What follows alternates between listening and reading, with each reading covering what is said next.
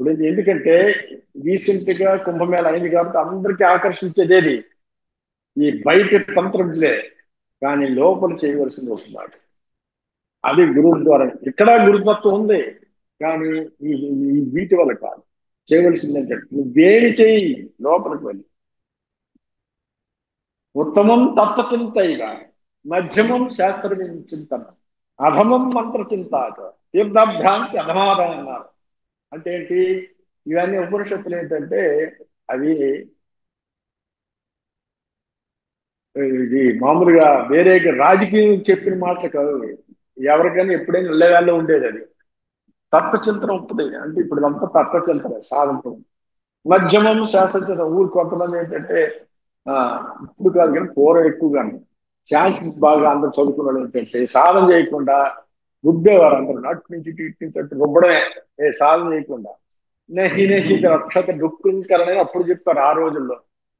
కాబట్టి శాస్త్రం అధమం మంత్ర చింతాచ, మంత్రం కూడా అధమమే. ఎందుకు మంత్రం? మంత్రం మంత్రాధీనంతో దైవము, తన్మంత్రం బ్రాహ్మణాధీనం, బ్రాహ్మణం అవదైవతం అన్నారు. చూసారా? దైవాధీనం జగత్ సర్వం, మంత్రాధీనంతో దైవతం, తన్మంత్రం బ్రాహ్మణాధీనం, బ్రాహ్మణో మమదైవతం అన్నారు. అంటే ఏంటి? ఇదంతా కూడా దైవాధీనంలో జరుగుతుంది జగత్ అంటారు. కానీ ఈ దేవతలందరూ మంత్రానికి ఆధీనం అయి ఉంటారు.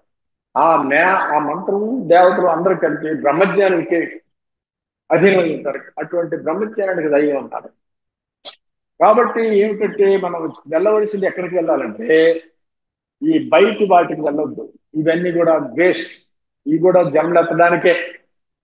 ఇప్పుడు ఇవన్నీ చేసింది ఏంటంటే మళ్ళీ జన్మలెత్తడానికే. ఏ పూజలు చేయి, ఏం చేయి, ఏం చేయి, పాషాణ, లోహ, మణి, మృన్మయ విగ్రహేషు పూజ పునర్జన్మ భోగకరి, తస్మాత్ యతి స్వహృదయార్చనమేవ కుర్యాత్, బాహ్యార్చనం పరిహరే అపునద్భవాయ. మైత్రి. అంటే ఏంటి?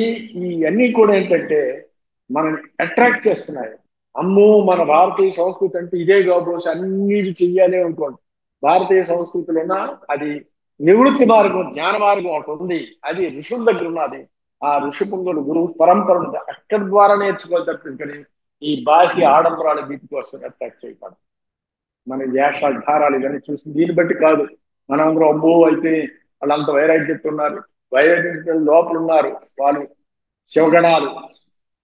అదంతా అది అందరూ నాగసాధువులు కాదు, సాక్షాత్ శివుడే ఆ రూపంలో వచ్చాడు. పరమశివుడే ఆ రూపంలో వచ్చాడు. మామూలుగా ఒక వ్యక్తి కాదు అది, ఇంతమంది వ్యక్తులు కూడా కాదు. పరమశివుడు ఆ రూపంలో వచ్చాడు. వాడు అది అది ఆ బోధే చెప్పారు. ఏది గురుగీతలోన శివుడు పార్వతితోన అమరనాథుడు చెప్పింది ఇదే. ఆ విద్య అనేది గురు పరంపర ద్వారా మనకి గురువుల ద్వారా వచ్చింది. మనం మైదాన ప్రాంతం నుండి కూడా అటువంటి విద్య మనకు దొరికింది. దాన్ని సద్వినియోగం చేసుకోవాలి. సద్వినియోగం చేయడం అంటే ఏంటి? సాధన చేయాలి, ఆత్మపరంగా ఆలోచించాలి.